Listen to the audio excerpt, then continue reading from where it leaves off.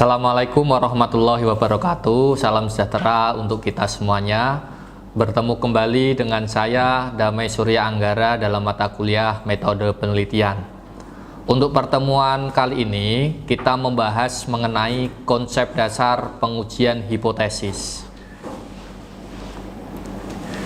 Jadi setelah mempelajari materi ini, mahasiswa diharapkan yang pertama mampu menjelaskan pengertian hipotesis dengan jelas. Kemudian yang kedua, diharapkan mahasiswa mampu menguraikan konsep pengujian hipotesis dengan tepat. Yang ketiga, diharapkan mahasiswa mampu menguraikan tipe-tipe kesalahan dalam penentuan pengujian hipotesis dengan tepat. Kemudian yang keempat adalah mahasiswa diharapkan mampu menguraikan jenis pengujian hipotesis berdasarkan jenis distribusinya dengan tepat. Lalu apa itu makna dari hipotesis? Di slide saya sajikan pengertian hipotesis itu adalah taksiran terhadap parameter dari suatu populasi. Itu dari perspektif statistik. Jadi hipotesis adalah taksiran terhadap parameter dari suatu populasi. Nah, maka dari itu sebelum kita masuk ke selanjutnya, kalian semuanya harus memahami apa itu parameter, kemudian apa itu statistik. Karena ini berkaitan erat dengan taksiran dari parameter tadi. Nah, parameter itu pengertiannya besaran pada populasi. Contohnya, di sini ada min, itu simbolnya adalah mu, ini simbolnya. Kemudian ada standar deviasi, simbolnya adalah sigma. Kemudian ada koefisien korelasi, simbolnya adalah rho. Itu besaran-besaran yang ada pada populasi, atau kita sebut dengan parameter. Berbeda kalau dalam statistik. Kalau di dalam statistik, min itu simbolnya tidak mu, standar deviasi pun simbolnya tidak sigma, sedangkan koefisien korelasi pun simbolnya tidak rho. Nah, dalam hal ini statistik karena apa? Karena statistik merupakan besaran pada sampel. Kalau parameter itu besaran pada populasi, kalau statistik itu besaran pada sampel. Sehingga min-nya di sini adalah simbolnya X bar, standar deviasi simbolnya adalah S, sedangkan koefisien korelasi simbolnya adalah R. Itu adalah istilah dari statistik. Kemudian mengenai jenis hipotesis, tadi mengenai pengertiannya. Sekarang jenis hipotesis. Hipotesis itu terbagi menjadi dua, ada hipotesis nol atau H0, kemudian ada hipotesis alternatif atau HA, atau simbolnya ya H1, itu boleh. Jadi ada dua jenis hipotesis tersebut.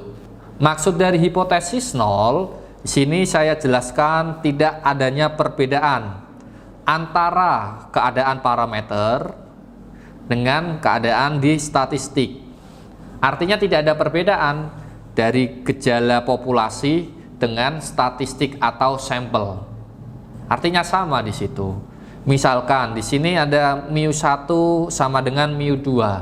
Artinya rata-rata pada populasi ini yang pertama sama dengan rata-rata populasi yang kedua. Itu tidak ada perbedaan.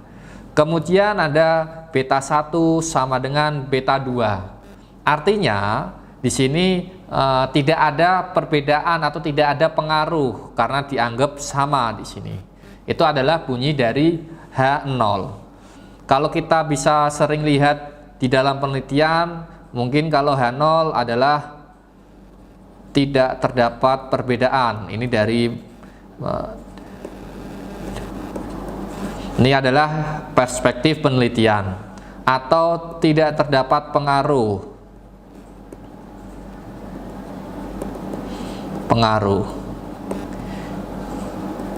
Ini adalah perspektif dari penelitian.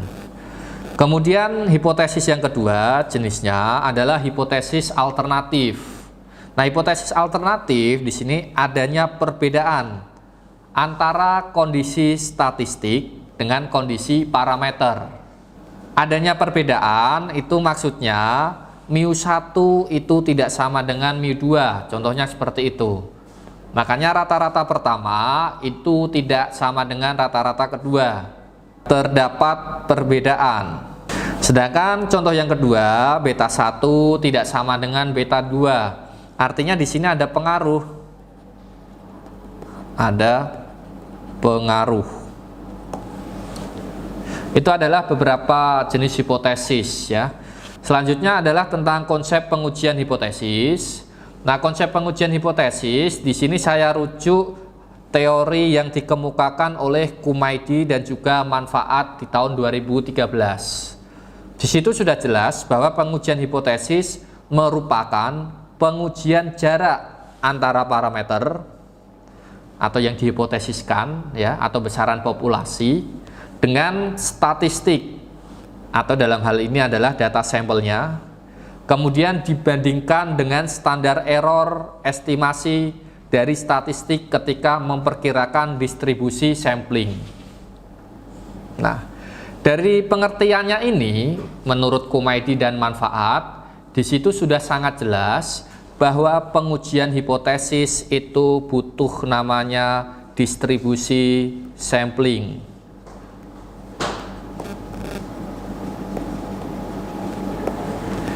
Di sini saya sampaikan karena di lapangan sering terjadi kekeliruan. Di situ kita tidak ada sampel yang diambil, artinya penelitiannya bukan penelitian populasi sampel, tetapi penelitian populasi. Dari penelitian populasi tersebut langsung diuji hipotesis. Dari konsepnya itu sudah melanggar aturan, padahal pengujian hipotesis itu adalah memerlukan distribusi sampling. Bagaimana maksud distribusi sampling? Ya, bagian dari populasi. Misalkan ada populasi jumlahnya itu ada 5 misalkan A, B, C, D, dan E. Ini misalkan populasinya.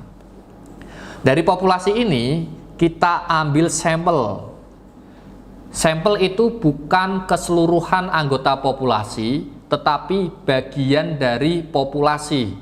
Makanya ketika kita ambil sampel, ya kita ambil bagiannya saja dari populasi. Misalkan di sini ada 5 anggota populasi A, B, C, dan D, dan E. Kita ambil sebagiannya yang representatif, misalkan kita ambil A, B, dan C. A, B, C inilah yang bisa kita uji dengan hipotesis. Nah, kasus lain misalkan, ini sering terjadi di lapangan. Populasinya A, B, C, D misalkan, dan E. Nah, ini langsung diuji hipotesis populasi ini. Ini adalah contoh yang tidak tepat. Karena apa? Di sini tidak ada proses pengambilan sampel. Meskipun di sini ada istilah sampling jenuh, kita ambil semua dari anggota populasi. Itu bukan arti dari sampel. Sampel adalah bagian dari populasi, artinya sebagiannya saja dari populasi, bukan semua anggota populasi itu kita ambil menjadi sampel. Itu konsep dari pengujian hipotesis, membutuhkan distribusi sampling.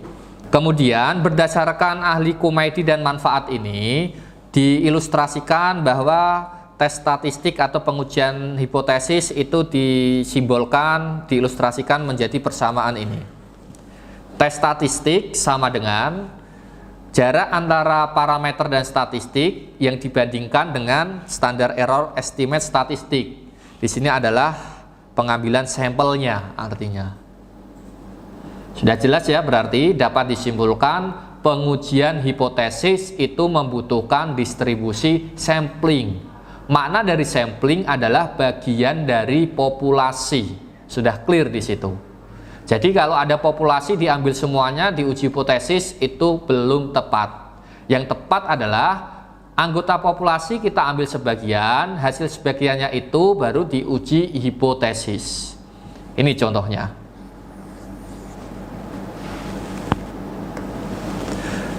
Selanjutnya adalah mengenai kesalahan keputusan dalam pengujian hipotesis.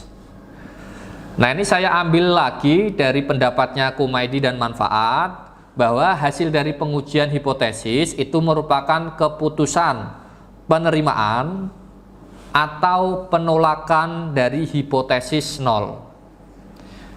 Itu adalah hasil dari pengujian hipotesis.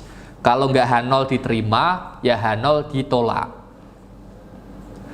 Dari pengertian di atas, itu ada dua tipe kesalahan dalam keputusan pengujian hipotesis.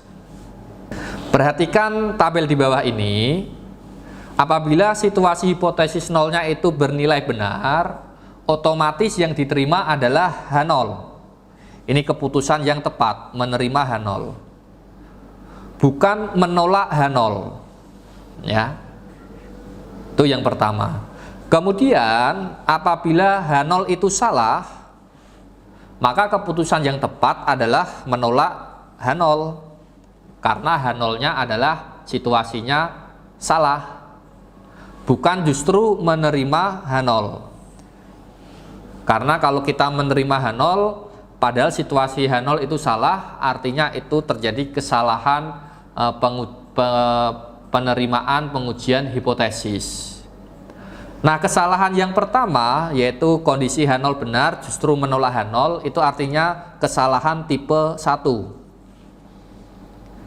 Sedangkan apabila H0 salah justru menerima H0, itu artinya kesalahan yang tipe 2. Kesalahan tipe pertama ini, tipe pertama itu berkaitan dengan taraf kesalahannya, errornya atau alfanya.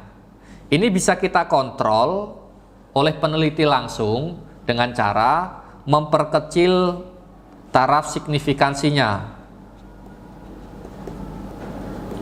memperkecil standar errornya.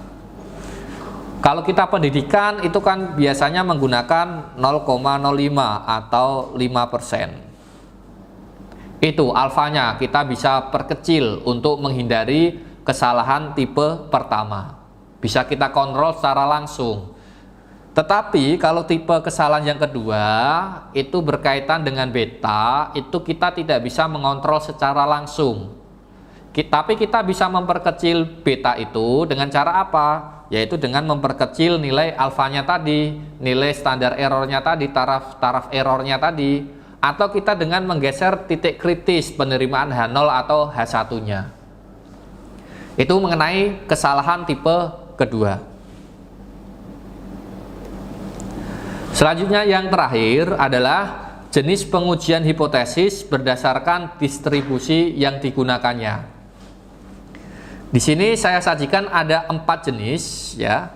Yang pertama adalah pengujian hipotesis dengan distribusi Z. Ini artinya distribusi normal standar. Maksudnya dari pengujian hipotesis tersebut adalah pengujian hipotesis yang menggunakan distribusi Y sebagai uji statistiknya. Tabel pengujiannya adalah tabel normal standar. Itu distribusi Z.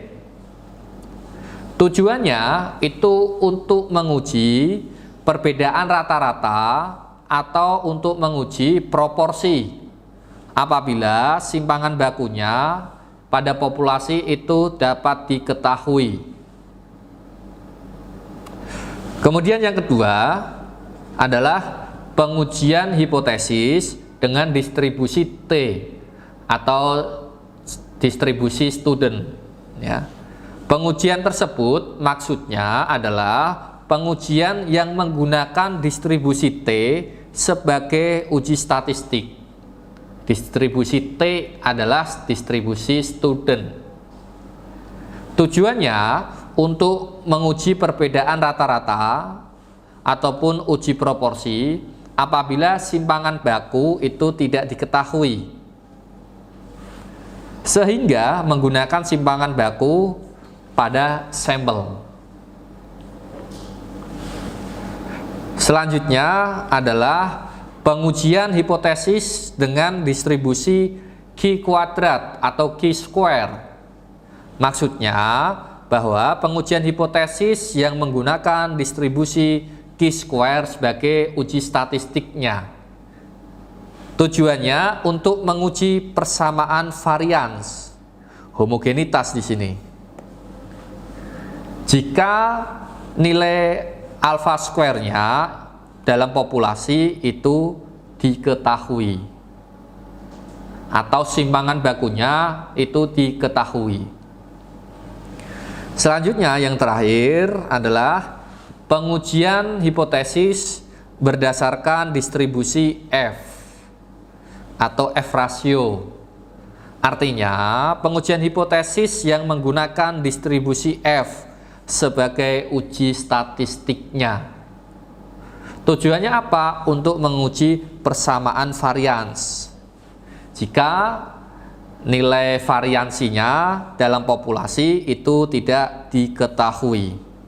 Kalau yang Q kuadrat tadi variansinya dalam populasi itu diketahui. Itulah jenis-jenis dari pengujian hipotesis berdasarkan distribusi yang digunakannya.